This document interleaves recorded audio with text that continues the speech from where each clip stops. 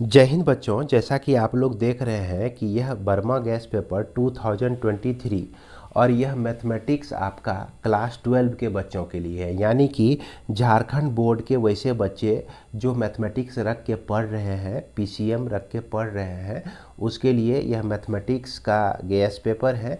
इससे ऐसा दावा किया जा रहा है कि बहुत सारा क्वेश्चन आता है आप लोगों के लिए।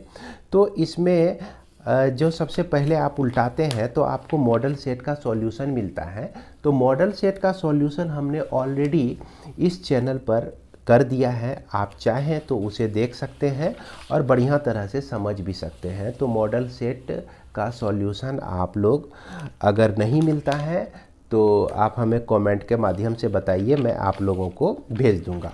इसके बाद हमारा आता है रिलेशन फंक्शन। तो इस लेक्चर में हम लोग ऑब्जेक्टिव क्वेश्चन को ही सॉल्व करने जा रहे हैं। तो आप लोगों को मैं यह भी जानकारी दे दूं कि हम इसमें जितने भी ऑब्जेक्टिव क्वेश्चन का कलेक्शन है उसको ही सॉल्व करने का प्रयास करेंगे। और अगर आप लोगों को सब्जेक्टिव में दिक्कत होती है, जैसे वेरी शॉर्ट क्वेश्चन जो है, शॉर्ट आंसर टाइप क्वेश्चन है आपका, या लॉन्ग टाइप का क्वेश्चन है, इसमें अगर दिक्कत होती है तो आप कमेंट के माध्यम से हमें बताइएगा और हम जल्द ही आपको समझाकर उस पर वीडियो बनाकर भेज देंगे। तो आइए हम लोग शुरू करते हैं यहाँ पर ऑब्जेक्टिव क्वेश्चन को सॉल्व करना। तो इस रिलेशन और फंक्शन के ऑब्जेक्टिव क्वेश्चन को सॉल्व करने के लिए जो आप लोगों को जानकारी होना चाहिए, तो सबसे पहले आपको सेट की जानकारी होनी चाहिए। उसके बाद कार्टेशियन प्रोडक्ट क्या होता है इसकी जानकारी होना चाहिए। ये आप लोग अगर नहीं देखे हैं तो मेरे चैनल पर पूरा आर.एस. अग्रवाल जो है पढ़ाया हुआ है, आप जाके देख सकते हैं। किसी भी वीडियो को खोज कर देख सकते हैं आप। क्रॉस प्रोडक्ट जानने के बाद जो है रिलेशन में कितने तरह का रिलेशन होता है, जैसे आप लोग जान रहे हैं कि रिफ्लेक्सिव रिलेशन है ना, और उसके बाद सिमेट्रिक रिलेशन, और इसके बाद जो है आपका ट्रांजिटिव रिलेशन। तो ये तीन तरह का रिलेशन होता है। रिफ्लेक्सिव रिलेशन में हम लोग शॉर्ट में ही डिस्कस करते हैं कि ए जो है ए से रिलेटेड होता है for all a belongs to A, कोई सेट ए के लिए। और सिमेट्रिक में क्या होता है कि ए बी अगर रिलेशन का एलिमेंट है तो बी ए को भी इस रिलेशन का एलिमेंट होना चाहिए, तभी यह सिमेट्रिक होगा। और ट्रांजिटिव में क्या होता है कि ए बी अगर इस रिलेशन का एलिमेंट है, इसके साथ साथ बी सी भी इस रिलेशन का ही एलिमेंट है, तो हम कह सकते हैं कि ए सी जो होगा इस रिलेशन का एलिमेंट होने पर यह आपका ट्रांजिटिव होगा। इसको हम लोग एक एग्जाम्पल के मदद से समझ लेते हैं, तब आगे बढ़ते हैं। जैसे मान लिया जाए ए एक कोई सेट है आपका जिसमें 3 एलिमेंट है। अगर हमारा ऐसा हो रिलेशन कि इसमें 1 1 आ जाए, 1 2 2 2 आ जाए और उसके बाद 3 3 आ जाए, तो ये जो आपका कलेक्शन है रिलेशन का, ये आपका रिफ्लेक्सिव होता है। क्या होता है? रिफ्लेक्सिव होता है, और साथ साथ सिमेट्रिक भी होता है, और ये आपका ट्रांजिटिव भी होता है।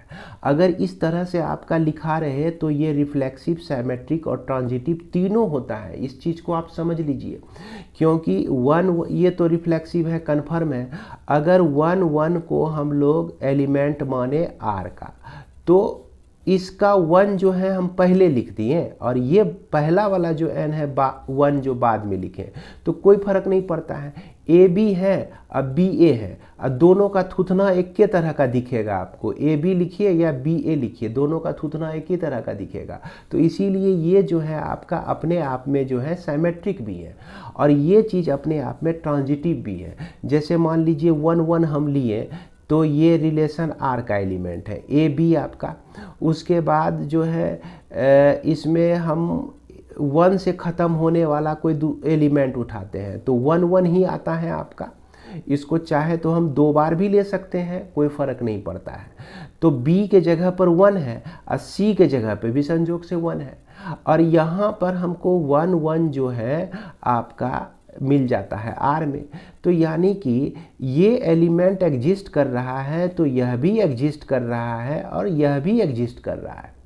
अब चाहे वह तीनों एक ही क्यों नहीं हो, उससे कोई फर्क नहीं पड़ता है। यहाँ पूछेंगे 1 1 है तो आप यस बोलिएगा, यहाँ जो 1 1 लिए हैं ये है तो यस बोलिएगा, यहाँ जो 1 1 है ये लिए इसमें है तो यस बोलिएगा। तो यहाँ पर याद रखिएगा ये रिफ्लेक्सिव, साइमेट्रिक और ट्रांजिटिव तीनों होता है। और इसके बाद साइमेट्रिक में तो अगर 1 2 है तो 2 1 होना चाहिए, तभी हमारा साइमेट्रिक होगा। अगर हमारा 1 2 है 2 3 है तो इससे जो है हमारा 1 3 मिलना चाहिए इसमें, तो ये हमारा रिफ्लेक्सिव का कंडीशन को फुलफिल करता है। तो इतना सा जानकारी आपको ज़रूर होनी चाहिए, है ना। अब ये चूँकि जानकारी आपका सफिशिएंट नहीं है, आप चाहें तो मेरे लेक्चर को आप शुरू से अंत तक देख सकते हैं अगर आपको समझने की इच्छा है तो। अब हम लोग चलते हैं, आगे बढ़ते हैं। अब यहाँ पर सबसे पहला नंबर क्वेश्चन है क्या कि R be the relation in the set 1 2 3 4 given by, इस तरह से दिया गया है, चूज़ द करेक्ट आंसर। तो यहाँ सबसे पहले हम लोग देखते हैं कि यह रिफ्लेक्सिव है कि नहीं, है ना। रिफ्लेक्सिव होता है, साइमेट्रिक होता है, ट्रांजिटिव होता है। RST नाम याद रखिए, रविशंकर तिवारी नाम याद रखिए, समझ गए। RST, हालांकि मैं RSP हूँ। तो यहाँ पर सबसे पहले हम लोग ये देखते हैं कि ये रिफ्लेक्सिव है कि नहीं। तो 1 1 मिलना चाहिए, 2 2 मिलना चाहिए, 3 3 मिलना चाहिए, 4 4 मिलना चाहिए, मिल गया, आपका रिफ्लेक्सिव है। उसके बाद ट्रांजिटिव को छोड़ देते हैं और पहले साइमेट्रिक को हम लोग चेक करते हैं। साइमेट्रिक चेक करना बड़ी आसान है, बहुत कम समय में साइमेट्रिक आप चेक कर सकते हैं। 1 2 है तो 2 1 मिलना चाहिए हमारा, देखिए 2 1 2 1 2 1 तो मिला ही नहीं, तो इसका मतलब यह साइमेट्रिक, ये आपका क्या है, साइमेट्रिक नहीं है, तो साइमेट्रिक नहीं है। उसके बाद ट्रांजिटिव, और यहाँ पर ऑप्शन में देख लीजिए, ये ऑप्शन अब देखने ही से पता चल जाएगा आपको कि नॉट रिफ्लेक्सिव, तो रिफ्लेक्सिव तो था ये, तो इसीलिए ये नहीं हो सकता है। और यहाँ पर नॉट ट्रांजिटिव लिखा हुआ है और यहाँ पर नॉट साइमेट्रिक है, तो साइमेट्रिक तो नहीं है यह आपका, है ना, साइमेट्रिक नहीं है। ये बात सही बोल रहा है कि साइमेट्रिक नहीं है, तो यहाँ बोल रहा है साइमेट्रिक है, तो इसीलिए ये नहीं हो सकता है। तो इसीलिए हमारा 2 नंबर ही करेक्ट आंसर होगा। और इक्विवेलेंस रिलेशन इसलिए नहीं होगा क्योंकि यह साइमेट्रिक नहीं है, समझ गए बात को। तो इसका करेक्ट आंसर जो है आपका 2 हो जाएगा। तो इस चीज़ को आप ध्यान से सुनिएगा, है ना। अगर आपको सुनने में या समझने में दिक्कत होती है तो एक बार फिर से ध्यान से सुन लीजिए, आपको समझ में आ जाएगा। अब यहाँ पर देखिए दूसरा नंबर में कह रहा है क्या कि R be the relation on the set N, natural number में है, ध्यान दीजिए नेचुरल नंबर में है। और यहाँ जो है ये रिलेशन किस तरह से डिफाइन है, A = B-2 डिफाइन, इस तरह से डिफाइन है। अगर हम क्या कहते हैं 2 को इधर ले लें और B-A, यानी कि B-A करते हैं तो 2 आना चाहिए, यानी कि दूसरे में पहले को घटाते हैं तो 2 आना चाहिए। 8 में 3 को घटाते हैं तो हमारा क्या आता है, 5 आता है, नहीं होगा। 8 में 6 को घटाते हैं तो देखिए 2 आता है, तो ये होने का चांस है। 7 में 8 को माइनस करते हैं तो ये तो आपका होगा ही नहीं, क्योंकि हमेशा B वाला जो है बड़ा होना चाहिए। ये 2 और 4 इसको भी घटाने से 2 होता है, लेकिन यहाँ पे कहा B > 6 होना चाहिए। B को जो है 6 से हमेशा बड़ा होना चाहिए। 4 तो 6 से आपका छोटा है, 8 6 से बड़ा है, तो इसीलिए ये ऑप्शन जो है 3 आपका आंसर हो जाएगा। इसके बाद देखिए क्वेश्चन नंबर 3 में आपका क्या कह रहा है कि यह जो फंक्शन f(x) है डिफाइंड है x⁴।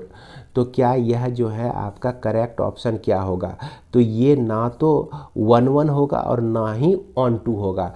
क्यों, क्योंकि अगर f(x1) = f(x2) आप लेते हैं तो x1 का 4 = x2 का 4 आता है आपका, यानी कि x1 का 4 - x2 का 4 = 0। इससे देखिए x1 का स्क्वायर माइनस x2 का स्क्वायर, एक बार ऐसे लिख सकते हैं, x1 का स्क्वायर प्लस x2 का स्क्वायर, एक बार ऐसे लिख सकते हैं। इसको आप x1 - x2 लिख सकते हैं और इसको x1 + x2 लिख सकते हैं, और ये तो लिखेंगे ही x1 का square minus x plus x2 का स्क्वायर। इससे एक x का वैल्यू जो मिलता है x2 मिलता है, x1 का वैल्यू x2 मिलता है, और एक x1 का वैल्यू माइनस x2 मिल जाता है, यानी कि यह मैनी वन फंक्शन हो गया। ये क्या हो गया आपका मेनी वन फंक्शन हो गया। अब यदि हम इसका क्या कहते हैं y इक्वल टू एक्स पर पावर 4 लिखें, y पर फोर्थ रूट जो है आपका x है, तो यहाँ पर अगर 3 का ही फोर्थ रूट निकालें हम तो ये कभी नेचुरल नंबर नहीं हो सकता है। और ये कह रहा है क्या, ये जो है आपका इमेजिनरी नंबर चला जाएगा। समझ रहे हैं बात को, एक कैसा नंबर हो जाएगा, इमेजिनरी नंबर हो जाएगा। तो इसीलिए वह रियल नंबर नहीं हो सकता है, इसीलिए यह आपका ऑन टू भी नहीं हो सकता है। तो इसलिए हमारा जो सही आंसर हो जाएगा नाइदर 1 1 और नॉर ऑन टू हो जाएगा। इसके बाद देखिए, यह जो आपका लीनियर जितना भी फंक्शन होता है, लीनियर याद रखिएगा, लीनियर जितना भी फंक्शन होता है वह 1 1 और ऑन टू होता है। जैसे x+2 दे दे, ये भी 1 1 ऑन टू होगा। 2x-4 दे दे, ये भी 1 1 ऑन टू होगा। हालांकि ध्यान रखिएगा, यहाँ पर रियल नंबर से रियल नंबर होना चाहिए। अगर नेचुरल नंबर से नेचुरल नंबर हो जाएगा ना, तब नहीं होगा, तब हमको चेक करना पड़ेगा। तो रियल नंबर में हमेशा इत्मीनान रखिए कि यह जो है आपका लीनियर इक्वेशन दिया रहे तो वह 1 1 और ऑन टू आपका होगा ही।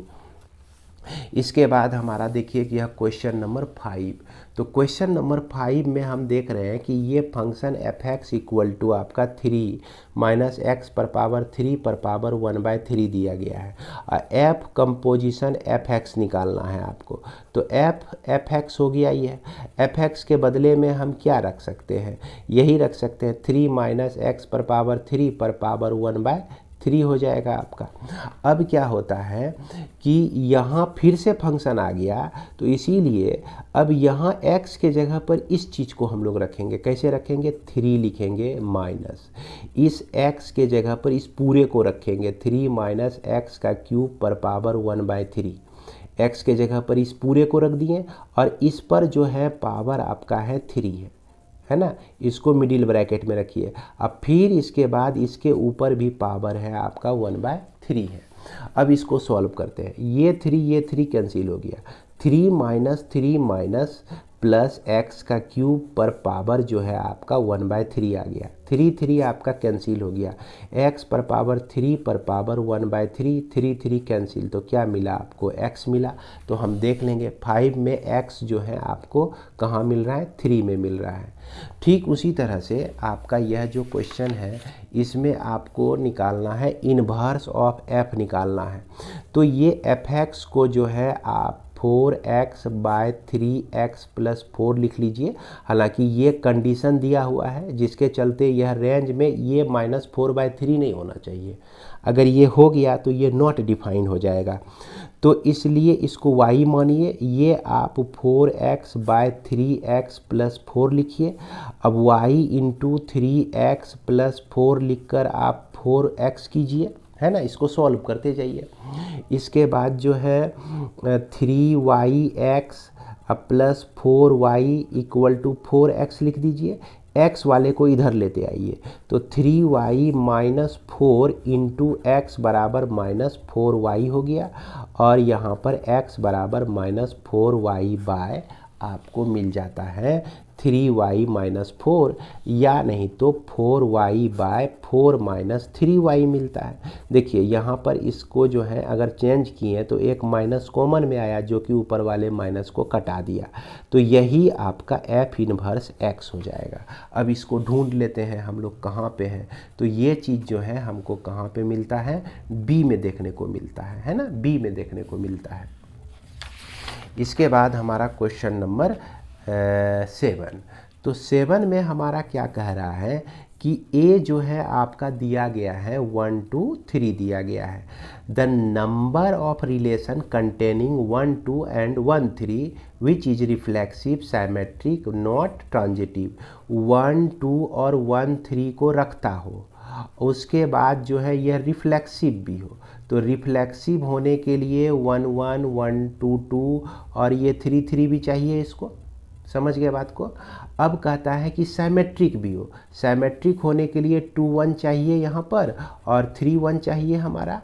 उसके बाद कहता है कि नॉट ट्रांजिटिव हो। तो नॉट ट्रांजिटिव के लिए हम लोग क्या करते हैं, इसमें कोई एक एलिमेंट हम जोड़ देते हैं। तो अब ये आप एक एलिमेंट, चूँकि 2 3 और 3 2 ये दो चीज़ हमारा बच गया है।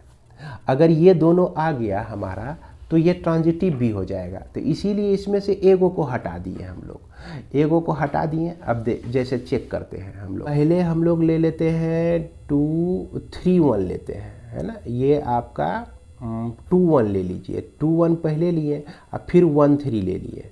तो 1 3 लेने से 1 1 हट गया तो 2 3 बचा। अब 2 3 को हम यहाँ से हटा दिए हैं।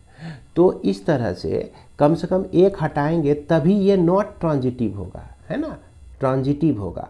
और यहाँ पर लगभग सारे एलिमेंट आ ही चुके हैं।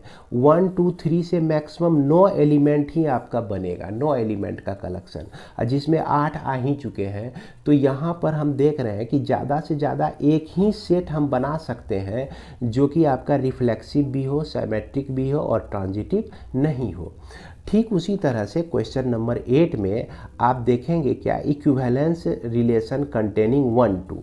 तो 1 2 और 2 1 को कंटेनिंग करने वाला जो है कितने रिलेशन बन सकते हैं, तो यहाँ दो इक्विवेलेंस रिलेशन बन सकते हैं। इसमें हमारा इसमें क्या करते हैं हम लोग कि जैसे देखिए यहाँ पर आपका 1 2 है, सिर्फ 1 2 और 2 1 लेकर हम लोग इसको 1 1 2 2 और 3 3 लेकर हम लोग इसको एक रिलेशन बना सकते हैं। 2 3 और 3 2 को लेकर ये आपका जो है इक्विवेलेंस रिलेशन हो जाएगा। अब फिर उसके बाद 1 2 और 2 1 को लेने के बाद जो है आपका ये आप ले सकते हैं 1 3 और 3 1 को ले गए तो भी यह इक्विवेलेंस रिलेशन रहेगा, जबकि इसमें 1 1 2 2 और 3 3 आपका मौजूद रहेगा। तो बच्चों यहाँ पर हम शॉर्ट में लिख रहे हैं, उम्मीद करते हैं कि आप लोग समझ रहे होंगे जो मैटर है आपका। तो इसलिए यह जो है आपका इक्विवेलेंस रिलेशन में 2 ही सेट बना पाएगा। और यहाँ पर 9 में देख रहे हैं कि यहाँ पर x के साथ मॉड लगा हुआ है, तो इसको हम लोग मॉडुलस फंक्शन कहते हैं। और इसके बाद यहाँ पर f2 का मान निकालना है आपको। इसमें x के जगह पर 2 रख दीजिए और फिर 2 + 1 कर दीजिए, तो यह 2/3 आता है। तो 2/3 जो है आपको ऑप्शन 2 में मिलता है, तो 2 आपका सही हो जाएगा। तो इस तरह से हम लोग 10 क्वेश्चन को अभी तक में सॉल्व किए हैं। इसके बाद आप लोग बताइएगा कि कैसा लगा, यह आप लोगों को समझने में कहीं दिक्कत तो नहीं हो रही है। और मैं इस अगले वीडियो में क्वेश्चन नंबर 11 और इसके बाद के प्रॉब्लम का सॉल्यूशन करूँगा। तो इसी के साथ मैं विदा लेता हूँ। जय हिंद, जय भारत।